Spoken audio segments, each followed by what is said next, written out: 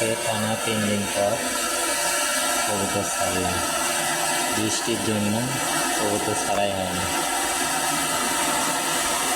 সবগুলো ঘরের নিচে ঢুকছে। এই নদীটা অনেক সুন্দর লাগে আমার কাছে, লুকটাই অনেক সুন্দর লাগে। দেখুন, বৃষ্টির জন্য ছাড়া হয় না, তো তার জন্য কত কি হচ্ছে। সবগুলোই বের হচ্ছে,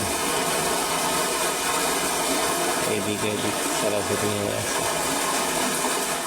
এই বৃষ্টিতে ডক্সি ক্যাপ 2 লিটার পানিতে 2টা ক্যাপসুল দিয়ে খাওয়া দিই। ইনশাল্লাহ কোনো অসুখ বিসুখ নেই আমার ভিতরে, সবগুলোই ছাড়া।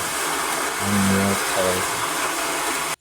ভিডিওটা ভালো লাগলে লাইক দিয়ে পাশে থাকুন, চ্যানেলটি সাবস্ক্রাইব করে দিন।